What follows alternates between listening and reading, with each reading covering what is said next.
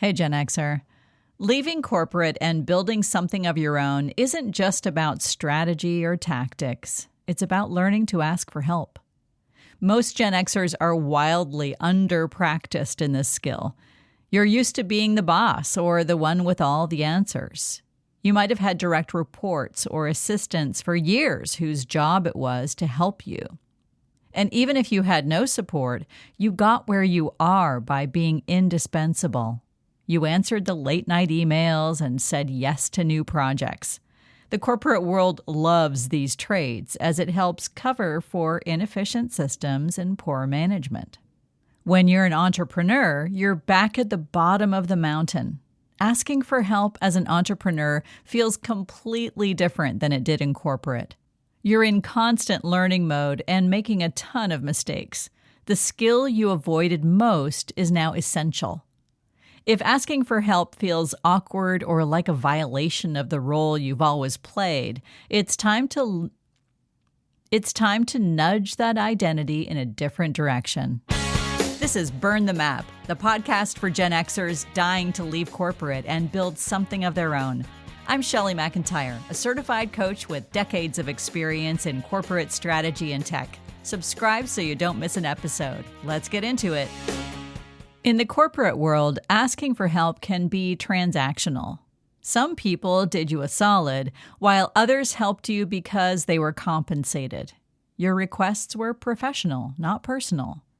Selflessness is rare in that world. People made political and career calculations before helping you, and if you asked for a favor, you would owe something in return. These work behaviors seep into the rest of your life. Even with friends, you assume you have to earn every favor or you'll be an insufferable mooch. When you're a beginner again, your sense of competence takes a nosedive. And if you've spent your life being useful to others, competence and usefulness have probably gotten braided together with your sense of worthiness.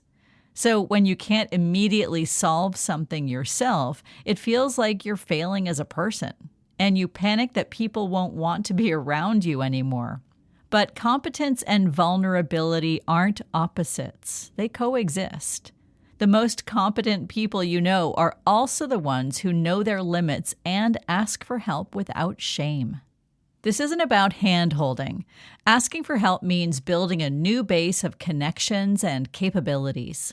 The only way to nurture authentic connections is through shared vulnerability.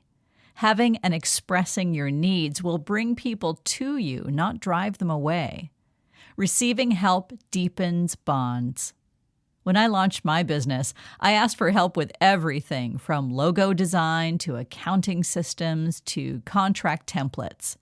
By asking and receiving, I developed new relationships outside the corporate world that persist today. What kind of help might you need? Social and emotional support, confidants who won't panic when you do, and who encourage you when you feel like a fraud. Thinking partners to trade ideas and recommend tried and tested tools.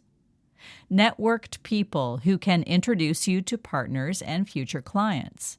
And tactical resources like financial guidance, frameworks, and help with platforms. It might sound like an overwhelming number of requests right now, but they won't all happen at once. If you're feeling deeply unskilled at asking for help, you're in good company. Because you've been a high performer for decades, it can feel uncomfortable to adopt a beginner's mind again. Getting impatient with yourself or easily embarrassed is totally normal. Welcome to the part of the journey where you don't know what agentic AI means, and you're pretty sure you just agree to pay $97 a month for something you could have gotten for free. It's also the place where creativity lives. Learning and failing look remarkably similar. Your competence will grow with every piece of help received. When you enter Humility Bootcamp, you learn to be loved and supported freely. Here's something that might surprise you. Most people actually want to help you. When you're drafting that email asking for an introduction, you're convinced you're bothering them. You apologize 3 times before you even get to the ask. But here's what's really happening. You're projecting your own fears onto their generosity.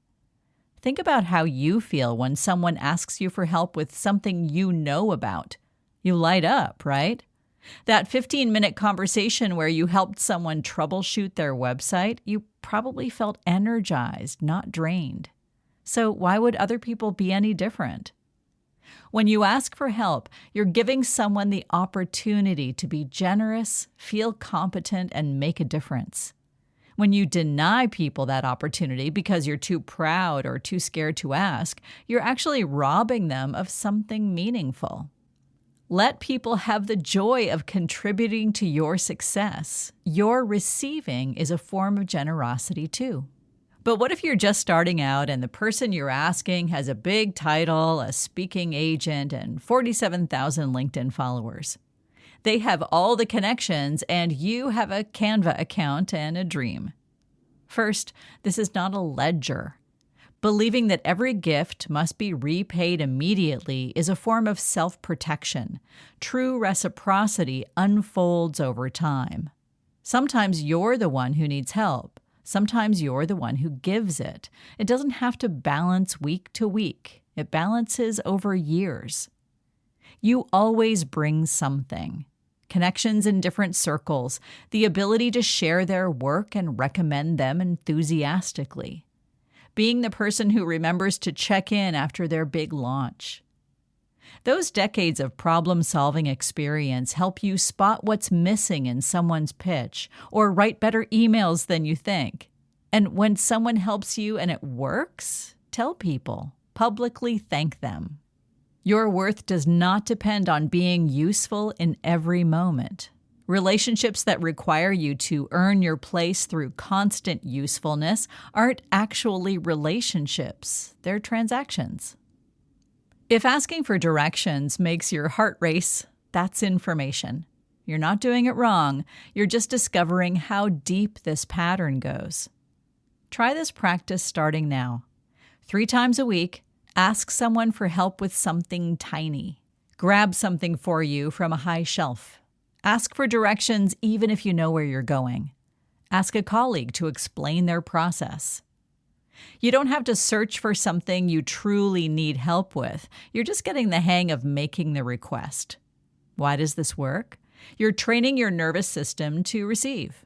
You get to watch how good people feel when they help, and you start to detach your identity from being the fixer.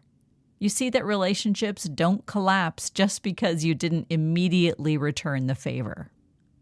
Reinvention requires community. You cannot do this alone, and you were never supposed to. Don't wait until you're overwhelmed. Ask early, ask often, and give others the gift of contributing to your next chapter. You spent years being the person everyone could rely on. Now you can let others show up for you. Here's what needs to change. Your old map said you had to earn every scrap of support, that asking for help meant losing power, that you had to have all the answers or you weren't worth listening to. None of that is true. True community isn't built on your usefulness. It's built on shared humanity, on the willingness to be seen in your need and to witness others in theirs. Asking for help is practicing interdependence. It's how you build the relationships that will sustain whatever comes next. Burn the map. Build what fits. Thanks for listening to Burn the Map. Gen Xer, you already have what you need to build a life that feels like yours. Want more tools and insights? Head to burnthemapcoaching.com. And if this episode sparked something, send it to a friend. It might be exactly what they need to hear.